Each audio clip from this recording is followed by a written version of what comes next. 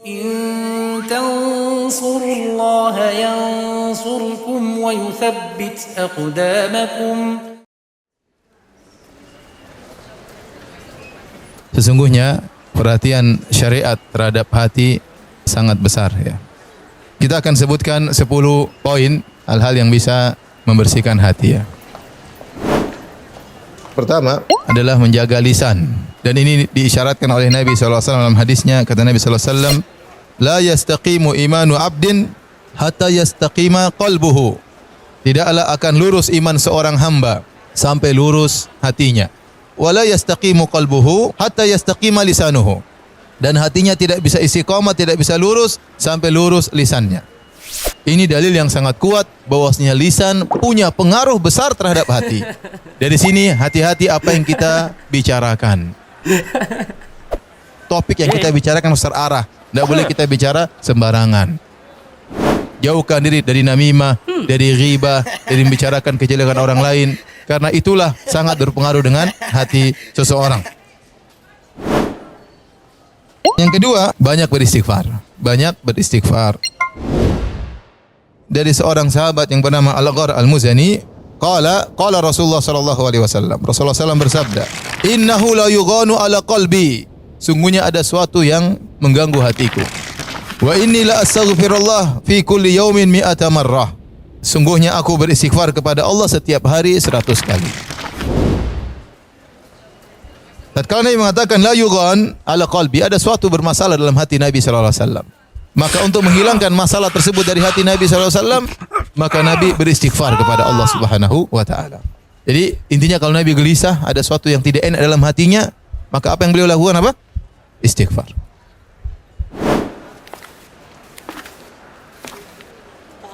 Yang ketiga, kiat yang ketiga agar hati menjadi bersih, jangan terlalu tahu banyak urusan orang dan jangan suka mendengar kejelekan orang. Jangan kepo ya. Ibnu Rajab Al-Hambali rahimahullah berkata, sebaik-baik amalan adalah bersihnya hati dari segala permusuhan seluruhnya.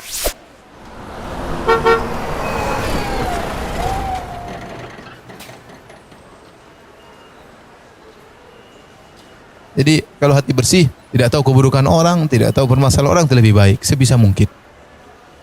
Oleh karena seorang berusaha tidak mendengar tentang keburukan-keburukan orang lain.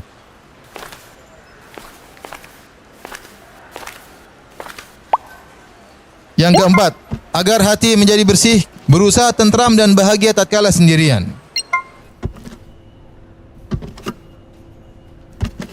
Terkadang kita perlu nyaman dengan kesendirian, dan ini penting. Ini untuk membersihkan hati kita. Dan itu diisyaratkan dalam hadis kata Nabi SAW tentang 7 golongan yang Allah naungi pada hari kiamat kelak. Di antaranya seorang yang dia bersendirian, dia ingat Allah Subhanahu wa taala, maka kemudian dia meneteskan air mata. Latih diri kita untuk bersendirian, merasakan kenikmatan dalam apa? Kesendirian. Taib yang kelima, di antara hal yang membantu untuk membersihkan hati adalah berzikir kepada Allah, banyak berzikir kepada Allah Subhanahu wa taala. Alladzina amanu wa tatma'innu qulubuhum bidzikrillah. Ala bidzikrillah tatma'innul qulub. Dan orang-orang yang beriman dan hati mereka tentram dengan mengingat Allah. Ketahuilah dengan mengingat Allah maka hati akan menjadi tentram. Orang yang banyak berzikir kepada Allah hatinya semakin bersih. Ada 2 hal, ini yang ke-6 dan ke-7, yaitu untuk agar bisa hati bersih, agar hati tidak keras, yaitu ikhlas, dan yang kedua membantu orang lain. Kata As-Sa'di rahimahullah dalam tafsirnya, tanda kebahagiaan seorang hamba, dia ikhlas kepada Allah Subhanahu wa taala dan dia berusaha untuk memberi manfaat kepada orang lain.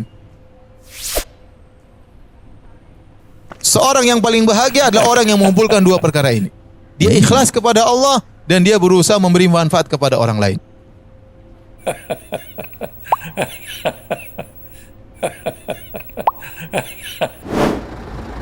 8. Agar hati menjadi bersih, terhindar dari berbagai macam kotoran. Jangan masukkan dunia di hati.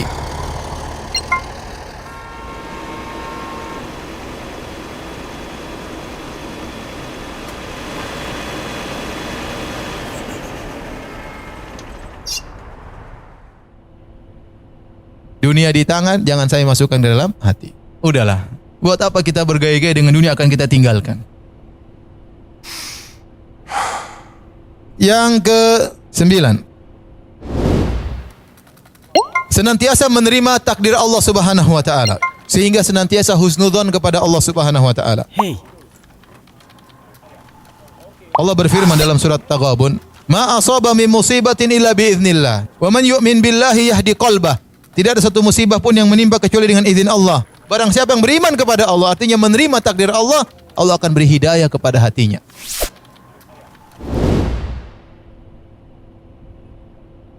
Kita semua hidup dalam ujian. Tapi kalau kita husnudzon kepada Allah, terima dengan semua takdir, maka hati kita akan menjadi bersih.